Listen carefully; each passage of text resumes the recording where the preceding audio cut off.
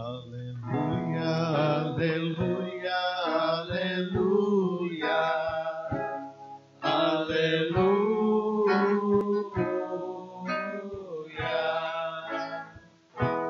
aleluia, aleluia, aleluia,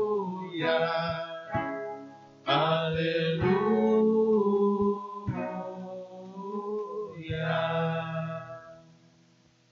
O Senhor esteja convosco. Ele está no meio de nós. Proclamação do Evangelho de Jesus Cristo segundo Marcos.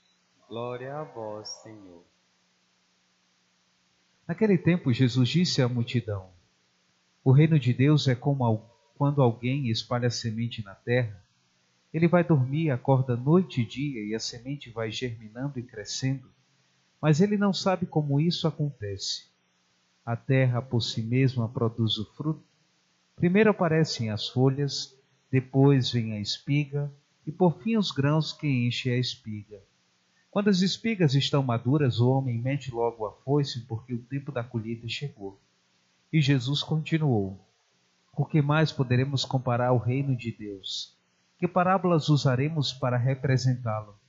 O reino de Deus é como um grão de mostarda que, ao ser semeado na terra, é a menor de todas as sementes da terra.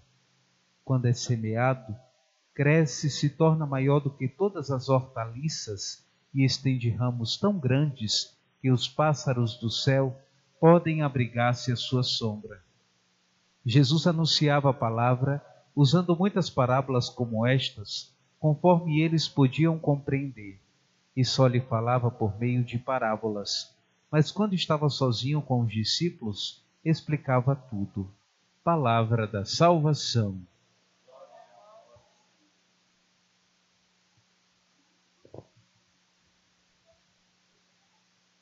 Jesus tinha uma grande preocupação nas suas pregações de anunciar o reino dos céus. Um reino que não está fora de nós, mas um reino que cresce em nós. E por isso, Jesus usa esse exemplo da semente do grão de mostarda, pequena, mas se bem semeada e se cai num bom terreno, ela cresce de tal forma que se torna uma das maiores árvores. A palavra de Deus é como esse grão de mostarda, pequeno, porém tão eficaz na vida do homem, que quando penetrado no coração humano, é capaz de crescer e produzir frutos.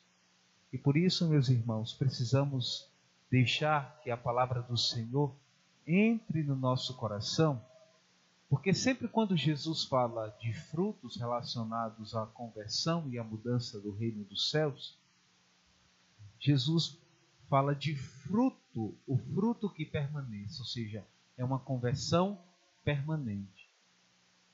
Jesus não consegue enxergar alguém que converteu o seu coração, abandonar tudo e deixar a fé.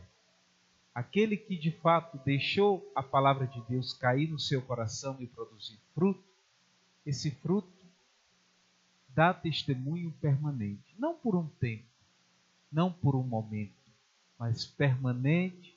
Esse fruto deve produzir no nosso coração. Assim acontece quando a palavra cai em nós.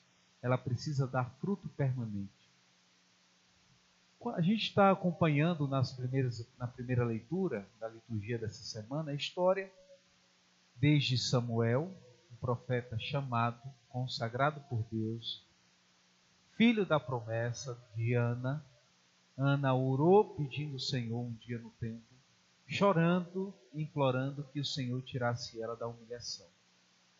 Deus tirou Ana da humilhação, concedendo a ela um filho, que ela consagrou ao Senhor. Samuel, depois de nascer, foi morar com Eli no templo. E lá Deus o chamou desde pequeno: Samuel, Samuel. E Samuel respondeu: Aqui estou, Senhor. Samuel cresceu em conhecimento e graça, se tornou um grande profeta, foi aquele que escolheu o primeiro rei de Israel, que foi Saul, e continuou. O segundo rei, sucessor de Saul, foi Davi. E Deus escolheu Davi exatamente porque Davi era aquele jovem pequeno, mas aquele menino capaz de, com sua fé, com sua sabedoria, derrubar Golias, o gigante. E também Deus reconheceu nele, na sua pequenez, o filho caçula, reconheceu nele um novo rei para governar o povo de Israel. Se a gente fala de Davi hoje, Davi é um homem conhecido, até mesmo para os não cristãos. Davi é conhecido, o rei Davi, por tudo que ele realizou em sua vida. Porém, hoje, na primeira leitura, a gente ouviu sobre o pecado de Davi. O que foi que Davi fez? Davi se interessou pela mulher de um soldado chamado Urias.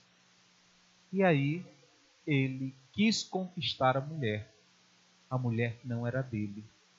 E aí acabou tendo relações com a mulher, ela ficou grávida, e aí Davi, o que é que eu vou fazer? Ficou muito preocupado, porém ele fez algo que Deus não agradou o coração de Deus. Primeiro, tomar a mulher de Urias.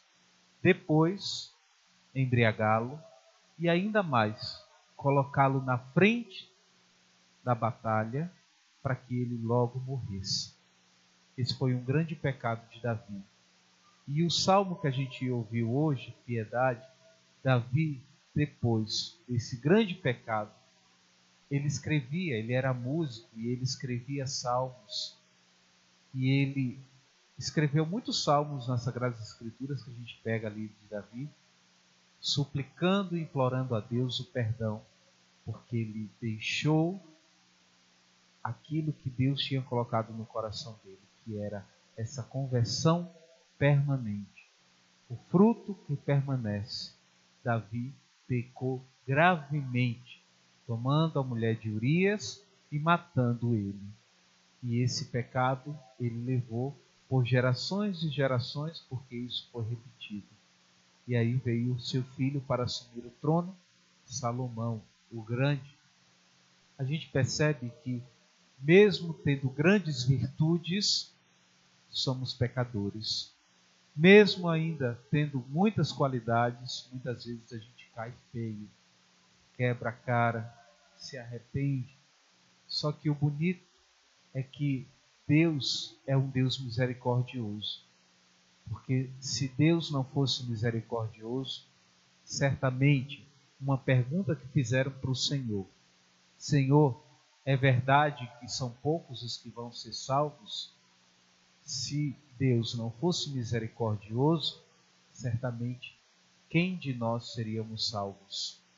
Porém, mesmo o Senhor falando, respondendo para os discípulos: esforçai-vos em entrar pela porta estreita, porque larga é a porta da perdição, e muitos se perderão nela. A gente luta constantemente, como Davi, que pecou.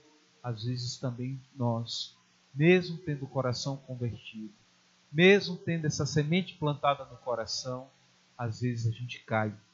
E é a misericórdia de Deus que nós precisamos nos agarrar para pertencer ao reino dos céus. Nós não podemos nunca esquecer. É como uma pequena semente que é lançada. O Senhor é o semeador e Ele lança constantemente essa semente sobre o nosso coração. Cabe a nós preparar o terreno do nosso coração para acolher essa palavra. Todas as vezes que pecamos, nós não estamos prontos para acolher a palavra. Por isso, que o nosso coração seja um bom terreno, pronto, preparado, para cair a semente da palavra do Senhor e produzir fruto. Fruto que permaneça.